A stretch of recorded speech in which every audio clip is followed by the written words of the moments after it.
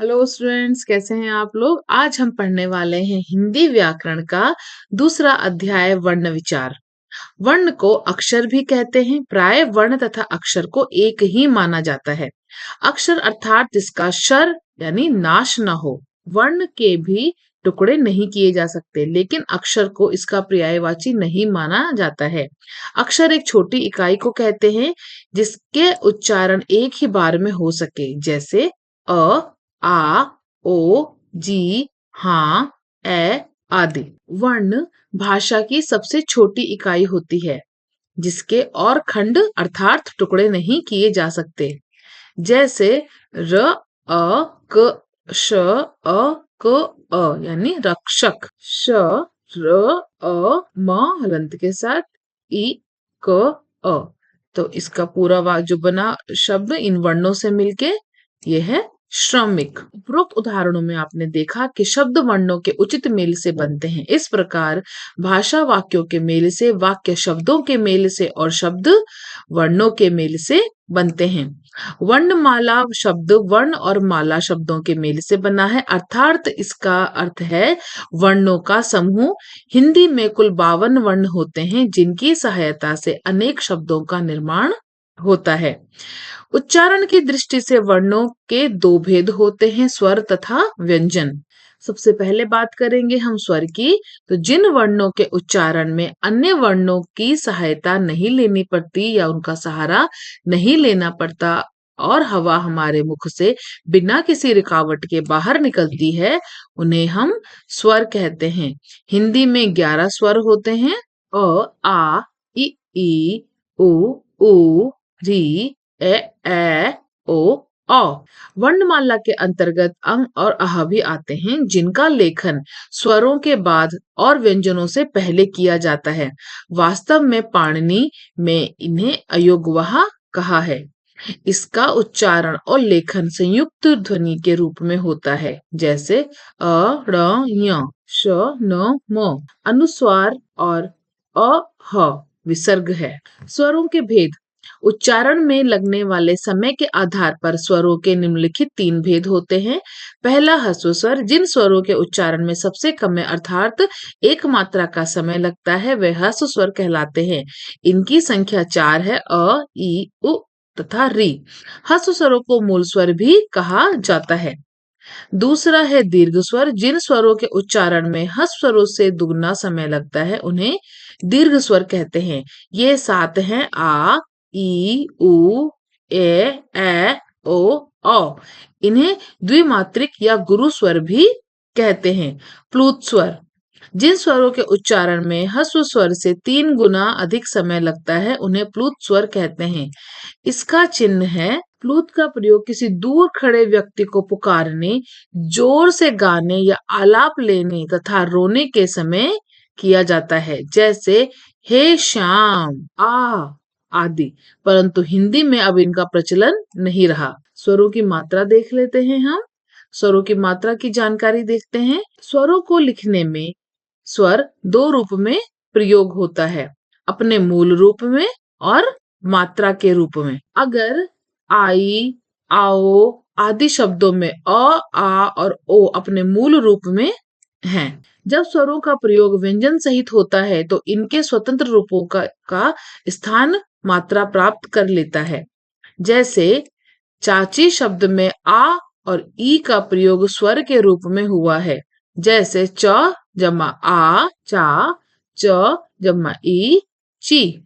लिखने में व्यंजन के साथ स्वर का जो रूप मिला हुआ होता है उसे स्वर की मात्रा कहते हैं। स्वर की मात्राएं निम्न प्रकार हैं। तो यहाँ पे है स्वर मूल रूप में कैसे होगा, ये मात्राएं हैं और मात्रा के रूप में कैसे प्रयोग में आता है, तो ये तालिका है। उपयुक्त के अतिरिक्त भी मात्राएं होती हैं। अयोगवाह अंग और आह ऐसी ध्वनियां हैं जिन्हें अयोगवाह कहा जाता है। अयोगवाह का अर्थ है स्वर और व्यंजन में ना रहने पर भी साथ रहे। अंग और आह स्वर और व्यंजनों में ना रहने पर भी इनके साथ प्रयुक्त होते हैं, इसीलिए इन्हें अयोगवाह कहा जाता है। ये री को छोड़कर अन्य सभी स्वरों के साथ आते हैं। आगत ध्वनि। आ अंग्रेजी से हिंदी में आया है। इसका प्रयोग अंग्रेजी से हिंदी में आए हुए शब्दों से ही मिलता है, जैसे डॉक्टर, कॉलेज, ऑफिस आदि। अनुस्वार, जिसका चिन्ह शिरोधरा के ऊपर एक बिंदु है। इसका प्रयोग वर्णों के ऊपर बिंदु के रूप में किया जाता है। इसका उच्चारण नाक से होता है, जैसे गंगा, तिरंगा, संतरा, हंस आदि। अनुनासिक, इसके उच्चारण के समय हवा नाक और मुंह दोनों से बाहर निकलती है, इसीलिए इसका चिन्ह चंद्र बिंदु के रूप में वर्णों के ऊपर लगाया जाता है। इसका प्रयोग स्वरों के साथ होता है, जैसे आंगन, हंसना, मुंह आदि। विसर्ग, इसका चिन्ह है, इसका अर्थ ह की तरह किया जाता है, जैसे संस्कृत के शब्दों में ही इसका प्रयोग होता है, जैसे अतः, प्रातः, संभवतः आदि। हलंत, इसका चिन्ह ये है, इसका प्रयोग व्यंजन के नीचे किया जाता है। जिस व्यंजन में स्वर नहीं मिला होता वहां हलंत का चिन्ह लगाकर उसे स्पष्ट किया जाता है, जैसे चिन्ह। तो यहाँ पे ह में अ की साउंड नहीं आएगी, ह के नीचे हलंत लगा है। उसी तरीके से विद्यार्थी, द्वितीय आदि। विशेष पढ़ेंगे कि किन चीजों में ध्यान देना है। अ की मात्रा नहीं होती, अ सभी व्यंजनों में होता है। उ तथा ऊ के स्वर की मात्रा का प्रयोग व्यंजनों के नीचे किया जाता है, लेकिन र में ये मात्राएं आगे लगाई जाती हैं, जैसे र में छोटे ऊ की मात्रा लगाई जाएगी तो बिना घूमे हुए, रुचि, तरुण आदि। और र में जब बड़े ऊ की मात्रा लगाई जाएगी तो मात्रा को घुमा दिया जाएगा, रुमाल, रूप आदि। री शब्द का उच्चारण री की तरह होगा। इसका प्रयोग संस्कृत से हिंदी में आए तत्सम शब्दों में होता है, जैसे ऋषि, ऋण आदि। री की मात्रा व्यंजनों के पैरों में लगती है, जैसे कृपा, मृग, कृति, श्रृंगार आदि। र के विभिन्न रूप होते हैं। हिंदी वर्णमाला में र वर्ण की विशेष स्थिति है, क्योंकि इसके लेखन में विविधता है। र जब हलंत अर्थात स्वर रहित होता है तो उसके नीचे हल चिन्ह नहीं लगता। ऐसी स्थिति में र रैफ बनकर अगले व्यंजन के सिर पर लगता है, जैसे गर्व, पर्व, वर्ष आदि। जब र से पहला व्यंजन हलंत होता है और उसका उच्चारण प्रयुक्त वर्ण के बाद होता है तो र से पहला वाला वर्ण पूरा लिखा जाता है और र का रूप विकृत हो जाता है। पाई वाले व्यंजनों के बाद प्रयुक्त र पाई के निचले तिरछा होकर प्रयुक्त होता है, जैसे क्र यानी क के नीचे र लगेगा, प्र आदि। बिना पाई वाले व्यंजनों के लिए प्रयुक्त र व्यंजन के नीचे इस तरह के रूप में प्रयुक्त होता है, जैसे ट जमा र, ट्र, ड जमा र, ड्र। तो ये एक छोटा सा तिकोना सा बनाएंगे हम। अब बात करेंगे हम व्यंजन की। जिन वर्णों का उच्चारण स्वरों की सहायता से किया जाता है वे व्यंजन कहलाते हैं। इनका उच्चारण निर्बाध नहीं होता। इनके उच्चारण में हवा अवरुद्ध होकर अर्थात रुक कर बाहर निकलती है। ये मूल रूप से 33 होते हैं। संयुक्त व्यंजन तथा अन्य विकसित व्यंजन को मिलाकर इनकी संख्या 39 होती है। तो क वर्ग में 5, च वर्ग में 5, ट वर्ग में 5, त वर्ग में 5, प वर्ग में 5, अंतस्थ में 4, ऊष्म में 4, संयुक्त में 4 और अन्य में 2 वर्ण होते हैं। तो कुल मिलाकर 39 वर्ण होते हैं। व्यंजन के भेद जान लेते हैं हम। व्यंजन के मुख्य रूप से 3 भेद होते हैं। पहला, स्पर्श व्यंजन, जिन वर्णों का उच्चारण करते समय श्वास वायु कंठ अथवा गला, होंठ तथा जीभ को स्पर्श करती हुई बाहर निकलती है, उसे स्पर्श व्यंजन कहते हैं। स्पर्श व्यंजन के 5 वर्ग होते हैं। प्रत्येक वर्ग के 5 वर्ण होते हैं। प्रत्येक वर्ण का नाम उसके पहले वर्ण के नाम पर रखा गया है। वर्ण का अंतिम वर्ग 5वां वर्ग वर्ण कहलाता है। दूसरा है अंतस्थ व्यंजन। जिन वर्णों का उच्चारण करते समय जीभ मुंह के किसी भाग को पूरी तरह स्पर्श नहीं करती, उसे अंतस्थ व्यंजन कहते हैं। इनकी संख्या 4 है: य, र, ल तथा व। ऊष्म व्यंजन: जिन व्यंजनों के उच्चारण में हवा मुंह से रगड़ खाकर तथा गर्म होकर बाहर निकलती है, उन्हें ऊष्म व्यंजन कहा जाता है। इनकी संख्या भी 4 है: श, श, स तथा ह। संयुक्त व्यंजन पढ़ लेते हैं हम। संयुक्त व्यंजन: जब दो या दो से अधिक व्यंजन आपस में मिलकर नया व्यंजन बनाते हैं, तब वे संयुक्त व्यंजन कहलाते हैं। देवनागरी लिपि में जब दो व्यंजन आपस में मिल जाते हैं, तो इनका रूप बदल जाता है और इनको इस प्रकार अलग से लिखा जाता है। तो संयुक्त व्यंजन की संख्या 4 है: क जमा श, क्ष। तो इसका जो रूप है इस तरीके से है। इसके उदाहरण है: क्षमा, क्षत्रिय। त जमा र, त्र, त्रिभुज, त्रिभुवन, त्रिलोकी। ज जमा य, ज्ञ, ज्ञान, ज्ञानी, यज्ञ इत्यादि। श जमा र, श्र, श्रमिक, श्रवण, श्रावणी, श्रोता आदि। अद्वित्व व्यंजन: एक ही वर्ण का दो बार मिलना द्वित्व व्यंजन कहलाता है, जैसे न, आधा न और पूरा न, आधा स और पूरा स, आधा ज और पूरा ज, मम, चिच आदि। तो नन से बने अन्न, भिन्न, प्रसन्न। से गुस्सा, हिस्सा, रस्सा। जज से सज्जन, सज्जा, छज्जा। चच से बच्चा, सच्चा आदि। तो ये द्वितीय व्यंजन है। संयुक्ताक्षर: जब एक स्वर रहित व्यंजन का भिन्न स्वर सहित व्यंजन से मेल होता है, तो वह संयुक्ताक्षर कहलाता है, जैसे प्यारा, तुम्हारा, स्वाद, क्यों, प्रश्न, प्रश्न, त्याग, महत्व आदि। वर्णों के उच्चारण स्थान: बोलते समय वायु अर्थात हवा फेफड़ों से निकलकर श्वास नली से होती हुई बाहर की ओर आती है। उस समय जहां सांस रोका जाता है, वह स्थान संबंध ध्वनि का उच्चारण स्थान कहलाता है। इन उच्चारण स्थानों के आधार पर व्यंजनों को 9 वर्गों में रखा गया है। नासिकीय यानी इसका उच्चारण मुख और नासिका से होता है। दंत्य इनका उच्चारण ऊपर के दांतों पर जीभ लगने से होता है। मूर्धन्य यानी इनका उच्चारण मूर्धा अर्थात मुख की छत से होता है। दंतोष्ठ्य इसका उच्चारण निचले होंठ के साथ दांतों के मिलने से होता है। होष्ठ्य जिनका उच्चारण होठों की सहायता से होता है। कंठोष्ठ्य इसका उच्चारण कंठ और होठों के द्वारा होता है।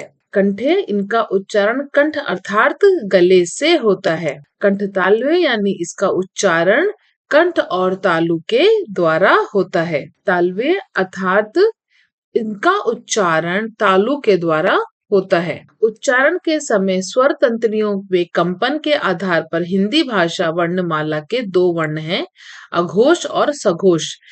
जिन ध्वनियों के उच्चारण में तीव्र तंत्रियों में कंपन नहीं होता, उन्हें अघोष कहते हैं।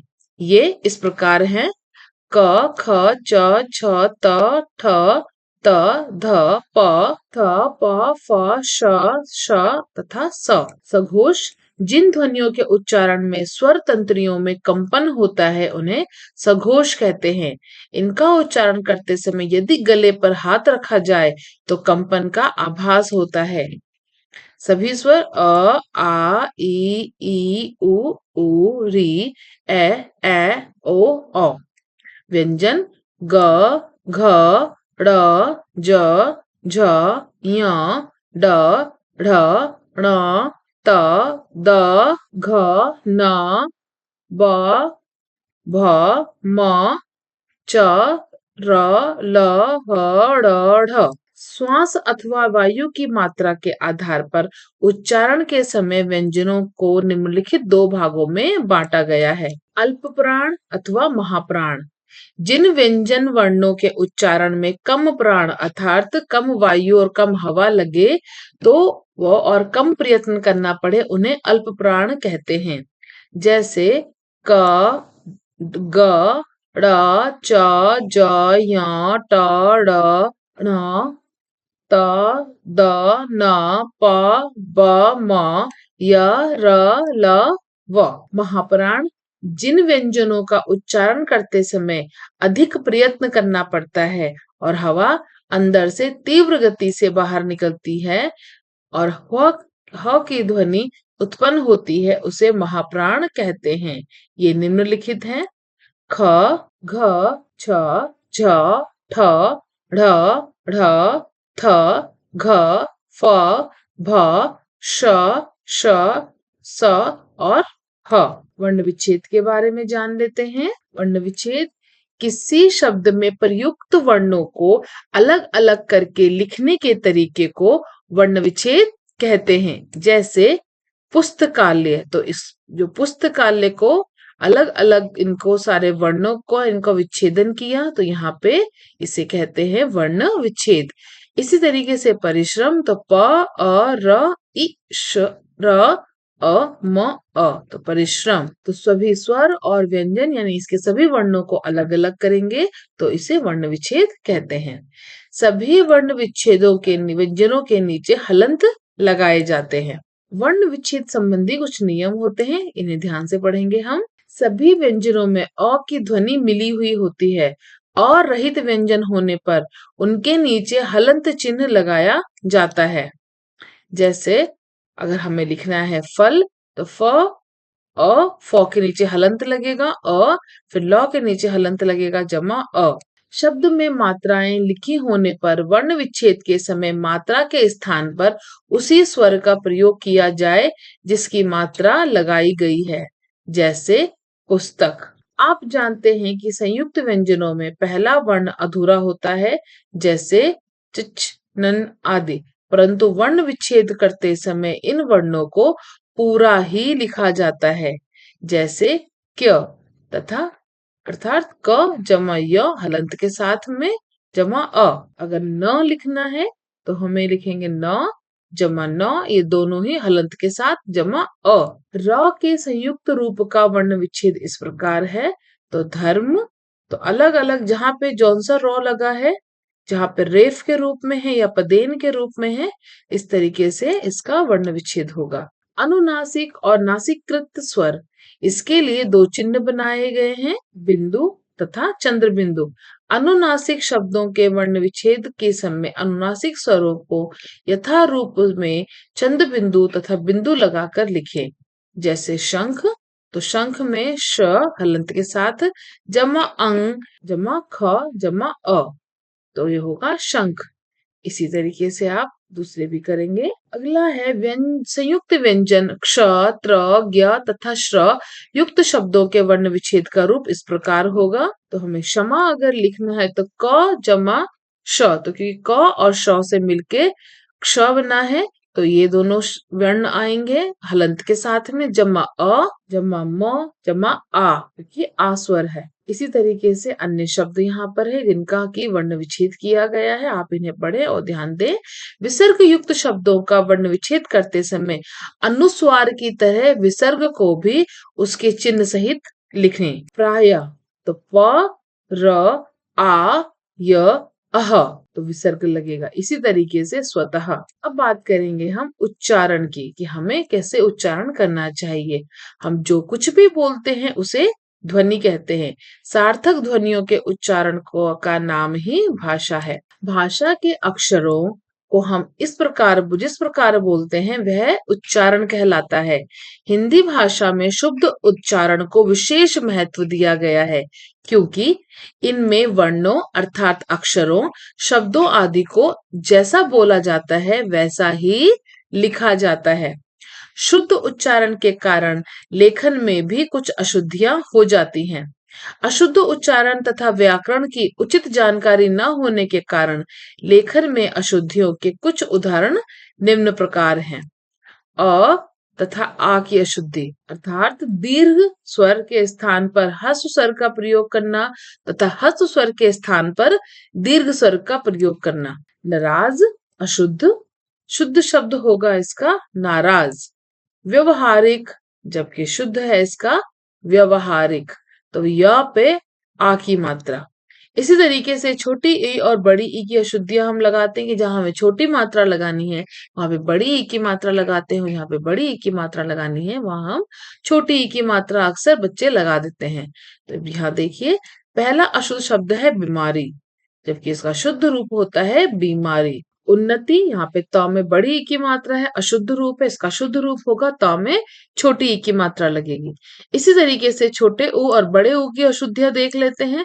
तो र में यहाँ पे बड़े ऊ की मात्रा लगाई गई है रुपया, जबकि इस पे छोटी ऊ की मात्रा लगनी थी रुपया। इसी तरीके से पूज्य, पूज्य होता है। श, श और स की अशुद्धियां, ये अशुद्धियां अक्सर ये बच्चे अशुद्धियां करते हैं। विशेषण, तो इसको इस तरीके से लिखा जाएगा, शलगम वाले श पे एक ही मात्रा लगा के षटकोण वाला स लिखा जाएगा। प्रसाद नहीं होता, ये अशुद्ध है, शुद्ध रूप है प्रसाद। अनुस्वार व अनुनासिक की अशुद्धियां, अशुद्ध रूप है महंगी, शुद्ध रूप है महंगी। तो यहाँ पे अनुस्वार की जगह अनुनासिक और अनुनासिक की जगह जो अनुस्वार लग जाता है, तो यहाँ पे हमें उन गलतियों को देखना है और अपनी गलतियों को सुधारना है। अब बात करेंगे हम पंचमाक्षर संबंधी अशुद्धियों की। पंचमाक्षर यानी घंटा, तो इसको कैसे लिखेंगे? घ के ऊपर यहाँ पर बिंदु लगाएंगे, यानी हम मात्रा लगाएंगे और हमारा शब्द बनेगा। उसी तरीके से हिंसा नहीं होता, यहाँ पे भी मात्रा लगती है। कुछ और अशुद्धियां पढ़ लेते हैं हम, जैसे दुर्दशा, ये अशुद्ध है, शुद्ध रूप होता है दुर्दशा, र की मात्रा लगती है, र को लिखा नहीं जाता। श्रेष्ठ नहीं होता, अशुद्ध है, इसे बोलते हैं श्रेष्ठ। रिक्शा नहीं होता, रिक्शा होता है, श पे शलगम वाले श पे आ की मात्रा लगती है। जजमान नहीं होता, यजमान होता है। तो बच्चों, उम्मीद करती हूँ आपको ये पाठ बहुत अच्छे से समझ में आया है, आप इसका अभ्यास करें। धन्यवाद।